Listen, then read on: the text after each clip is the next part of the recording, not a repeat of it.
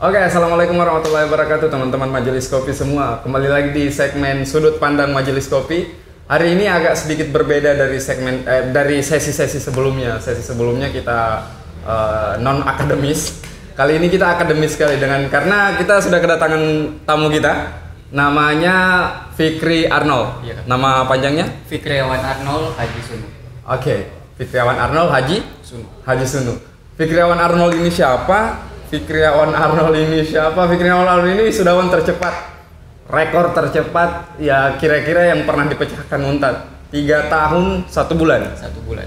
Baru wisuda bulan kemarin. Bulan ini lebih tepat. Oh, bulan ini. Iya. Baru wisuda bulan ini dan Fikri sudah bersedia hadir untuk memberikan sudut pandangnya kepada kita. Sudut pandang dari sisinya Fikri tentang bagaimana kuliah cepat atau kuliah yang baik dan benar gitu. Oke, seperti biasa di sesi sudut pandang ini kita ada di sudut, duduk berdua dan saling berpandangan, Fikri. Di situ sesi pandang kali ini. Langsung saja, semuanya pasti penasaran dan pertanyaan pertama yang semua orang pengen tanyakan ke Fikri. How did you do that? Kuliah 3 tahun 1 bulan. How did you do that? Jadi yang pertama saya lakukan ketika masuk di dunia perkuliahan itu, saya sudah merencanakan apa-apa yang akan saya lakukan selama di masa perkuliahan nanti. Jadi ketika memasuki semester 3, saya sudah mulai bertanya-tanya kepada senior cara-cara menyelesaikan studi, cara-cara agar bisa kuliah cepat. Ya, Memang targetnya dari awal kuliah cepat. Kuliah tercepat begitu. Iya. Nah, sebenarnya bukan target dari awal untuk jadi wisudawan tercepat, tapi bagaimana cara untuk bisa selesaikan studi tepat waktu, lebih tepatnya seperti itu. Oke. Dan setahu saya normalnya menyelesaikan kuliah tepat waktu itu 3 tahun 6 bulan. Kau 3 tahun 1 bulan. Ada apa di 4-5 bulan yang terpotong itu? Itu tercepat setahu saya 3 tahun 6 bulan. Iya. Jadi kenapa saya bisa mendapatkan studi hanya dalam waktu 3 tahun 1 bulan? Karena mungkin dari ketekunan, usaha dan doa juga saya bisa mendapatkan masa studi seperti itu. Karena selama masa studi saya selalu mendapatkan keberuntungan. Yang pertama ketika anak-anak FKIP itu pastinya membutuhkan yang namanya. Oke, sorry saya potong. Jurusannya FKIP, iya. Fakultasnya Fakultas Keguruan dan Ilmu Pendidikan, jurusan Pendidikan Bahasa dan Seni, iya. Pendidikan Bahasa Inggris. Bahasa Inggris. FKIP supaya teman-teman tahu FKIP itu apa tadi. Oke, lanjut. Anak-anak FKIP itu butuh yang namanya praktek untuk mengajar di sekolah ya, yang biasa disebut PLP. Jadi ketika saya memasuki selesai menyelesaikan semester 5, saya mendapatkan kesempatan untuk melakukan teaching practice di luar negeri. Itu yang pertama. Oke. Itu selesai mata kuliah belum? Itu belum selesai semua mata kuliah, belum. Di semester berapa? Itu di semester 5, sudah selesai semester 5 antara libur semester begitu. Itu semester 5 jenjang libur semester ada program PLP di luar negeri. Ya, namanya itu. Dan Fikri ikut. Mendaftar, seleksi, lolos. Iya. Mengajarnya kemarin di Thailand. Di sekolah apa? Di Wat Pang New School. Siapa tahu ada orang Thailand yang nonton. Dan ternyata dia pernah mengajar di situ. Kira kuliah tercepat, PLP-nya di luar negeri. Orangnya ganteng. Astaga. Oke, lanjut Kri. Semester 5 sudah turun PLP. Semester 5 sudah selesai KKN, selesai PLP. Semester 5 selesai PLP, semester KKN sudah selesai KKN. Lanjut, berarti semester 6 program mata kuliah lagi. Semester 6 masih memprogramkan mata kuliah. Tapi tinggal sedikit. Semester 6 itu di tahun ketiga ya? Tahun ketiga. Iya, di tahun ketiga dan ketiga. Pada saat saya semester 6 itu sudah menyusun tugas akhir. Sementara program mata kuliah juga, tapi sementara juga menyusun tugas akhir. Iya, sementara masuk kuliah, sementara juga menyusun tugas akhir. Oke. Pulang PPL, program mata kuliah, sambil susun tugas akhir. Iya. Susun tugas akhir terus di tahun ketiga itu bisa dijelaskan kira-kira masih di sekitaran tahun ketiga skripsinya, atau karena kan 3 tahun 1 Iya, bulan, 3 tahun. itu kan tidak jauh-jauh ya dari 3 tahun ke 1 bulan. Maksudnya skripsinya itu di tahun ketiga atau di 1 bulannya tuh? Jadi ketika itu saya Mata kuliah skripsinya maksudnya? Mata kuliah skripsinya itu di semester 6 itu. Di semester 6 itu mata Iya, kuliah skripsinya? Karena saya di semester 6 sudah tinggal sedikit SKS yang saya programkan, jadi untuk menggenapkan SKS jadi saya ambil program skripsi. Jadi setelah pulang sebenarnya sudah program skripsi, pulang PPL, pulang KKN yang dari luar negeri itu sudah program skripsi. Iya, sudah. Wow. Dan tepatnya yudisium tanggal berapa? Tepatnya yudisium tanggal 26 Agustus tahun 2019. Dan itu pas 3 tahun 1 bulan. 3 tahun 1 bulan 26 hari. 3 tahun 1 bulan 26 hari ya. Oke. Boleh tepuk tangan kayaknya, ini luar biasa. Maksudku pulang KKN dan langsung program skripsi itu jarang sekali, dan ya kayaknya kita sekarang sudah bisa mulai mengerti kenapa Fikri bisa menyelesaikan studinya secepat itu. Kalau boleh tanya-tanya, ini di luar rentan waktu studinya, boleh tanya-tanya selama kuliah pernah pacaran Fikri? Karena harusnya ya nggak tahu ya, kalau Fikri, ya saya tidak tahu apakah Fikri pacaran dan berhasil memanage waktunya di sela-sela nongkrong teman-teman, pacaran sambil kuliah dan bisa menyelesaikan studi itu.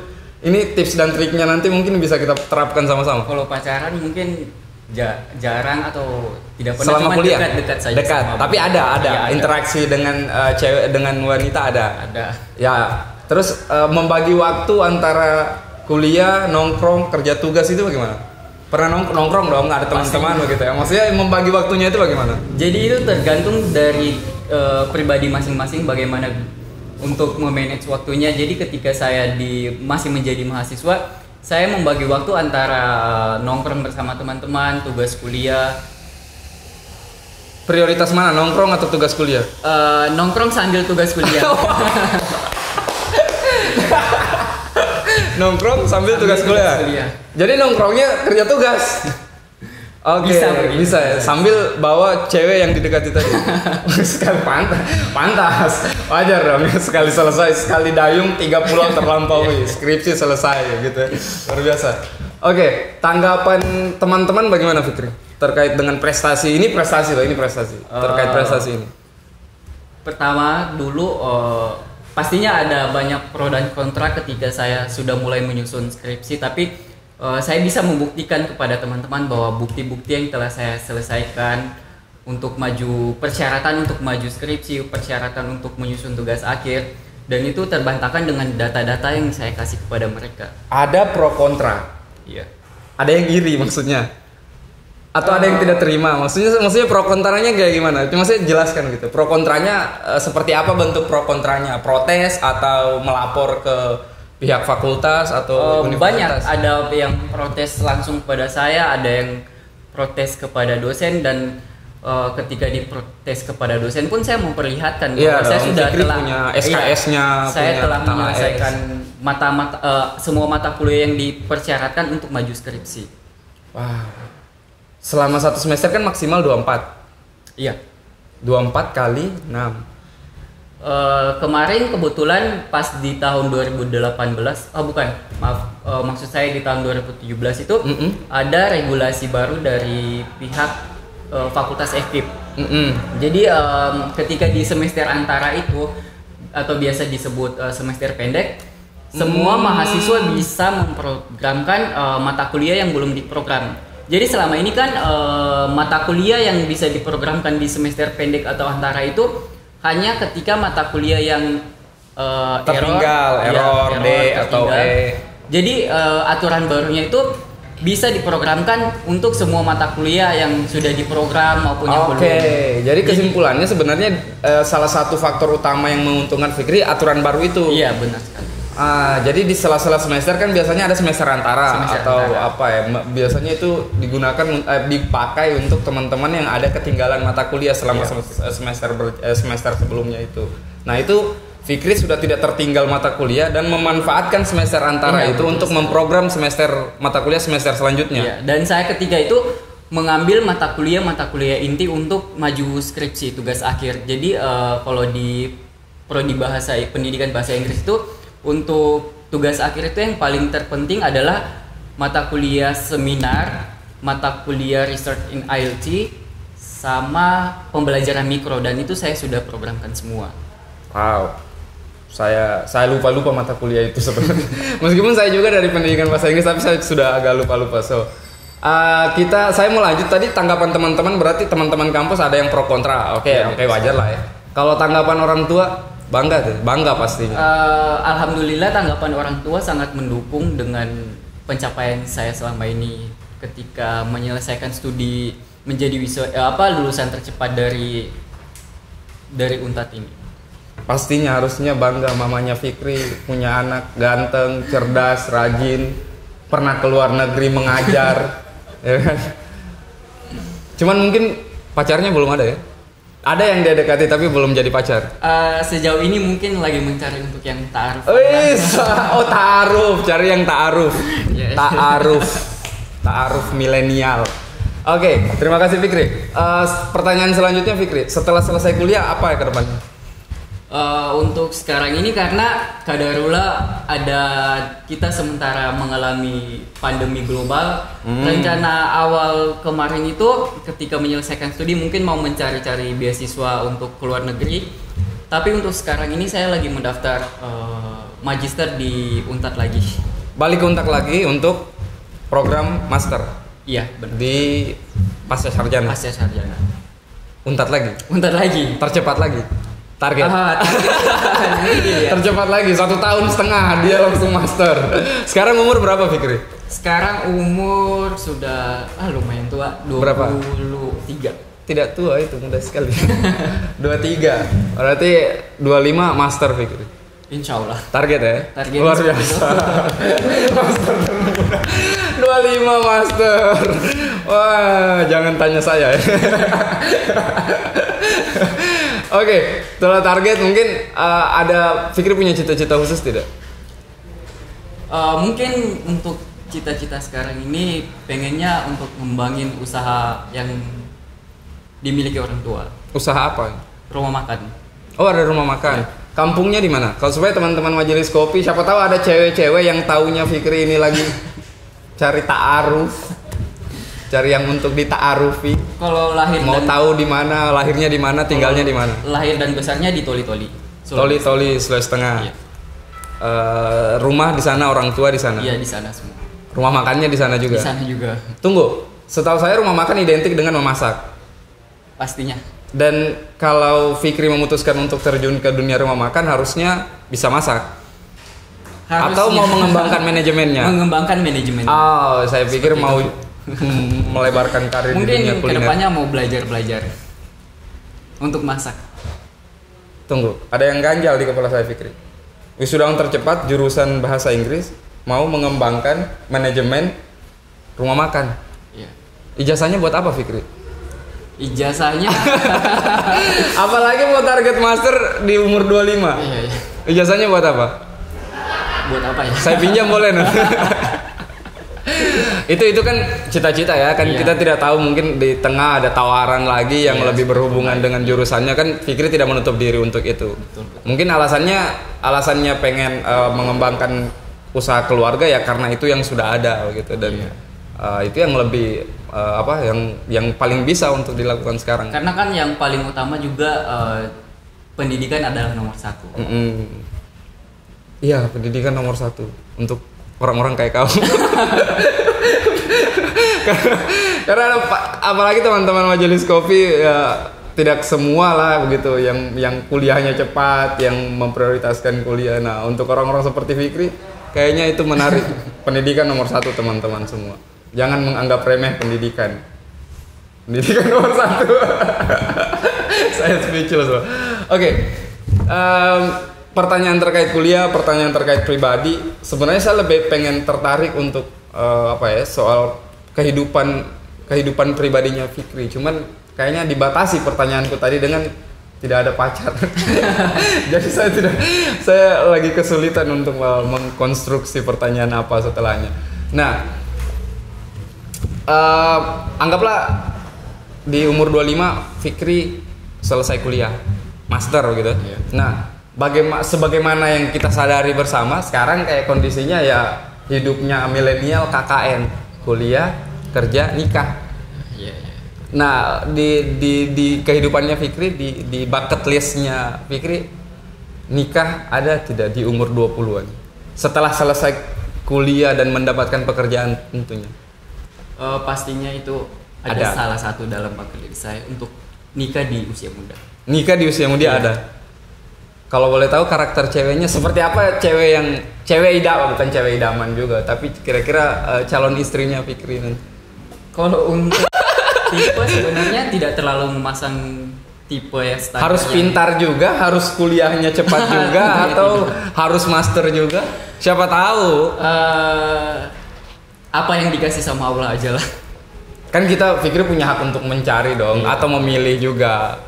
Jangan banyak yang menunggu jawabanmu, jangan kau klisekan jawabanmu. Seperti apa gitu? Kalau untuk tipe mungkin ya standar lah, yang perempuan Indonesia yang baik, bisa masak satu, iya. Sayang sama orang tuanya Fikri, dua. Dan mungkin yang sedikit banyak berbicara, karena sedikit banyak berbicara maksudnya cerewet? Ya seperti cerewet tapi tidak cerewet sekali. Iya, karena saya tipikal orang yang tidak terlalu banyak berbicara. Jadi nanti ketika mungkin membangun rumah tangga, kalau sama-sama tidak bicara, rumah sunyi. Oke, jadi itu tadi pintar masak satu pasti, sayang orang tuanya Fikri dua, yang ketiga tidak terlalu pasif, ya, tidak terlalu pendiam begitu ya, karena Fikri secara pribadi, secara karakter juga dia merasa dirinya agak agak pendiam, pasif, iya. Agak pendiam begitu. Jadi jangan yang cerewet sekali, jangan juga yang pendiam sekali, di tengah-tengah. Iya. Mudah-mudahan dapat Fikri. Amin. Tapi sekarang ada tidak? Sekarang untuk yang cewek seperti yang itu udah kelihatan tidak? Sepertinya sudah ada. Sepertinya. Tapi belum pasti. Belum pasti. Oke. Siapa namanya? Ada ya? Ada anak kampus juga? Iya. Tapi sudah selesai. Sudah selesai juga. Dan sementara master juga, mau program master? Sepertinya belum. Belum. Oh, ini berarti sudah dekat sekali kau dengan dia. Karena saat tahu visi misi satu sama lain. Tidak mau dijawab juga, tidak apa-apa. Oke, kehidupan pribadi, terima kasih sudah menjelaskan Fikri. Apa ya? Mungkin lebih ke ini Fikri. Saya butuh Fikri memberikan pesan-pesan atau kiat-kiat begitu untuk teman-teman. Apalagi kan ini momen rekam sekarang ini, momen kita interview Fikri ini momen dimana teman-teman yang lulus SMA mau masuk kuliah, gitu. Nah, otomatis banyak yang masih membutuhkan informasi seperti apa dunia perkuliahan, khususnya di Universitas Tadulako. Seperti apa nantinya menjalani ke depannya kalau mau lulus cepat, kayak begitu loh, dengan tantangan-tantangan yang sudah pernah Fikri alami. Mungkin lebih ke pesan-pesan dan kiat-kiatnya gitu. Untuk bisa kurang lebih seperti Fikri lulus cepat gitu. Jadi untuk teman-teman yang mau memasuki di dunia perkuliahan, banyak-banyaklah untuk bertanya kepada senior, banyak-banyak untuk menjalin hubungan baik dengan dosen, dengan para staf kampus, karena itu juga salah satu faktor yang mendukung untuk mempermudah urusan kita dalam studi. Kita bisa mendapatkan informasi, contohnya seperti kita punya hubungan baik dengan staf kampus, kita bisa bertanya mungkin informasi-informasi terbaru atau aturan-aturan terbaru mengenai mata kuliah, seperti itu. Dan untuk teman-teman yang sedang berusaha menyelesaikan skripsi. Untuk teman-teman yang berusaha menyelesaikan skripsi, semangat. Tetap semangat, apalagi di tengah pandemi seperti ini. Tentunya yang perlu kita ingat adalah orang tua. Orang tua sudah berusaha untuk menyekolahkan anaknya. Pastinya kita sebagai anak punya tanggung jawab besar untuk mewujudkan keinginan orang tua. Oke. Berarti itu mungkin informasinya untuk teman-teman yang mau masuk kampus, yang pengen kuliahnya cepat, banyak-banyak menjalin hubungan baik. Iya. Jadi bukan cuma mencari informasi, tapi yang paling penting juga menjalin hubungan yang baik dengan senior, dengan teman-teman angkatan, dengan staf-staf fakultas, jurusan, universitas. Itu penting ya, karena itu bagian menurut Fikri itu bagian dari yang mempermudah urusan administrasi begitu kira-kira. Khususnya dengan dosen kayak gitu. Jadi tapi itu susah loh Fikri. Dari pengalaman saya kuliah itu susah. Nah, untuk teman-teman yang sementara mengerjakan skripsi, pesannya tadi semangat. Ingat orang tua, itu yang paling penting. Harus ada motivasi khusus. Oke. Pesan-pesannya demikian, pesan-pesan dari Fikri, dan demikian ngobrol-ngobrol singkat kita dengan Fikri yang wisudawan tercepat di Universitas Tadulako 3 tahun 1 bulan. Semoga apa yang Fikri bagikan ke kita semua tadi bisa menjadi inspirasi Fikri, bisa menjadi motivasi untuk teman-teman Majelis Kopi yang menonton. Sebelum saya tutup segmen ini, pertanyaan terakhir dari saya, dari Majelis Kopi ke Fikri. Fikri punya hobi khusus tidak? Kalau untuk hobi khusus, sepertinya traveling. Iya. Itu. Kenapa saya tanya itu? Karena saya lupa tanya tadi. Saya pengen tanya itu. Nah, itu mungkin hobi si Fikri traveling. Jalan-jalan ya? Iya. Oke, terima kasih. Sekian dari kami. Saya Iman. Fikri Arnold. Sampai ketemu di sesi sudut pandang selanjutnya. Assalamualaikum warahmatullahi wabarakatuh.